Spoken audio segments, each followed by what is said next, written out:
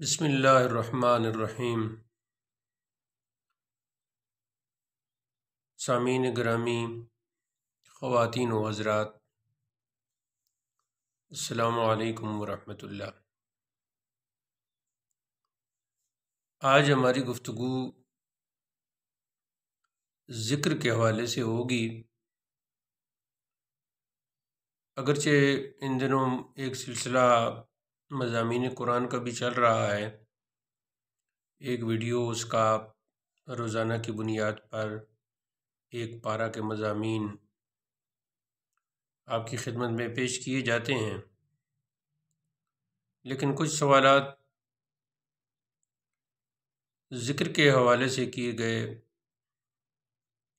کہ ذکر کیا ہے، ذکر کا طریقہ کیا ہے، ذکر کے فوائد کیا ہیں، ذکر کے اثرات کیا ہیں، ذکر کے آداب کیا ہیں۔ تو میں نے چاہا کہ اس پر میں مختصر گفتگو کر دوں۔ امید ہے کہ ویسے تو یہ موضوع ایک طویل موضوع ہے اور اس پر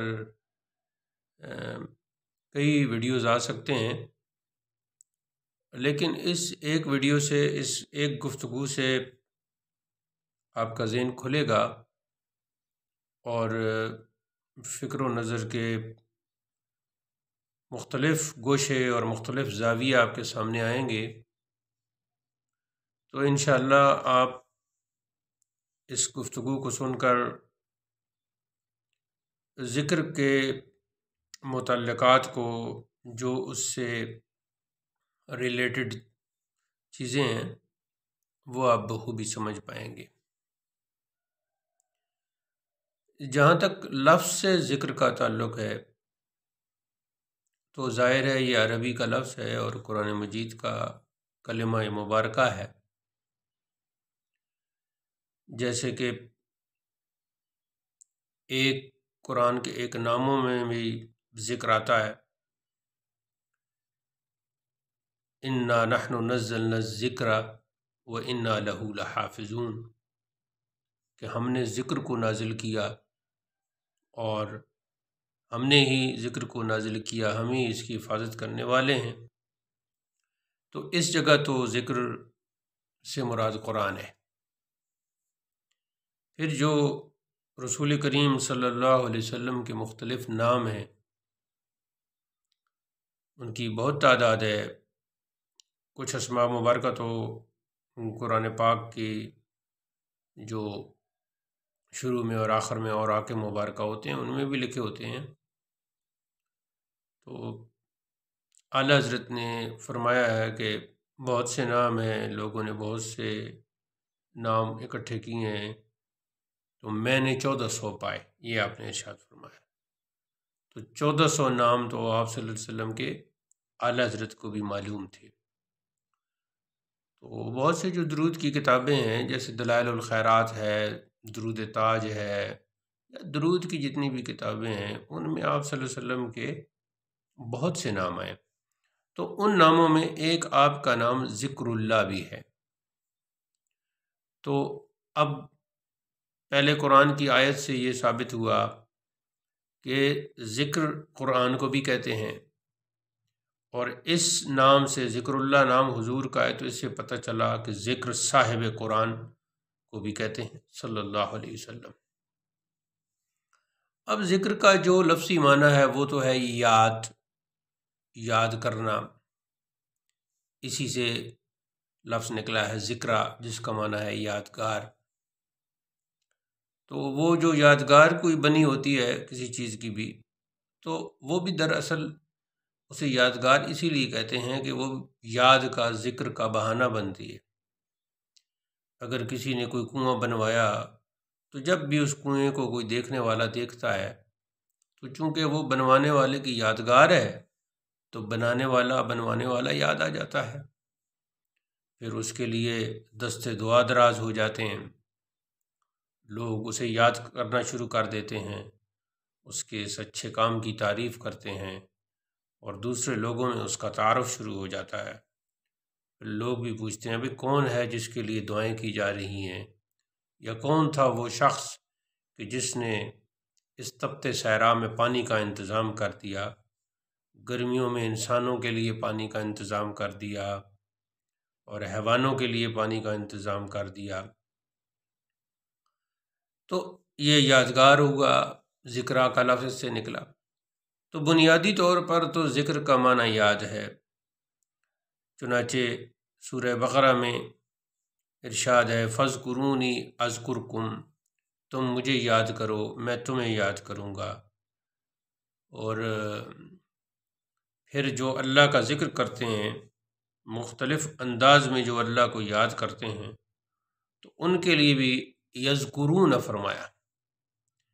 تو یذکرون کا لفظ استعمال فرمایا کہ وہ ذکر کرتے ہیں، یعنی جس انداز سے بھی وہ اللہ کو یاد کرتے ہیں، خواہ نماز کی صورت ہو، خواہ کوئی تسبیح کی صورت ہو، جو بھی صورت ہو، اٹھتے بیٹھتے جو اللہ کو یاد کرتے ہیں تو اللہ نے ان کے لیے یذکرون فرمایا، یعنی وہ ذکر کرتے ہیں۔ تو اب وہ کھڑے کھڑے ذکر اللہ کو یاد کرتے ہیں تو یہ بھی ذکر ہو گیا، وہ بیٹھے بیٹھے اللہ کو یاد کرتے ہیں تو یہ بھی ذکر ہو گیا، اور اگر وہ لیٹ کر یاد کرتے ہیں اللہ کو تو یہ بھی ذکر ہے، کوئی تسبیح پڑھتے ہیں تو یہ بھی ذکر ہے۔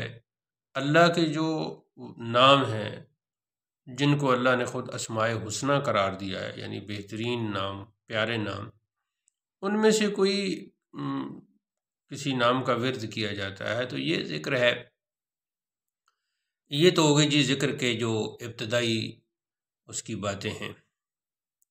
اب بنیادی طور پر تو یہ کنسیپٹ کلیئر ہو گیا کہ ذکر ہے یاد، اور اللہ فرماتا ہے کہ الا بذکر اللہ تطمئن القلوب، کہ خبردار یعنی آگاہ ہو جاؤ، دلوں کا اطمینان اللہ کے ذکر سے ہے۔ اب ذکر کے مختلف طریقے ہیں۔ اب نماز کے بعد جیسے کہ رسول کریم صلی اللہ علیہ وسلم لا الہ الا اللہ پڑھتے تھے، آج بھی ہم مسلمان مسجدوں میں جب فرض نماز پڑھتے ہیں، جماعت ختم ہوتی ہے تو لا الہ پڑھتے ہیں، تو ایک تو یہ ذکر ہو گیا۔ لیکن جیسا کہ میں نے کہا کہ اللہ نے اٹھنے بیٹھنے کھڑے ہونے لیٹنے والے جو لوگ، جو اللہ کے بندے اللہ کو یاد کرتے ہیں، تو ان کے لیے بھی یذکرون فرمایا کہ وہ اللہ کا ذکر کرتے ہیں۔ تو ایک تو یہ بات اس سے پتہ چل گئی کہ اللہ کے ذکر میں بہت ورائٹی ہے۔ دوسری یہ بات پتہ چل گئی کہ ذکر کے لیے مختلف حالتیں ہیں، کھڑے ہو کر بھی کیا جا سکتا ہے، بیٹھ کر بھی کیا جا سکتا ہے، لیٹ کر بھی کیا جا سکتا ہے۔ پھر ایک اور بات یہ معلوم ہوئی کہ جس انداز سے بھی ذکر کیا جائے گا وہ ذکر ہی ہوگا۔ پھر یہ بھی پتہ چلا کہ جب بھی ذکر کیا جائے گا، جس انداز سے بھی کیا جائے گا، اس سے دلوں کو اطمینان ضرور ملے گا۔ یعنی اب ہم یہ کہہ سکتے ہیں ذکر خدا کی یاد ہے، یا ہر وہ عمل ہے، ذکر ہر وہ عمل ہے۔ ایک ڈیفینیشن آپ یوں بنا لیں کہ ذکر ہر وہ عمل ہے جس سے خدا یاد آئے، خدا کی یاد قائم رہے۔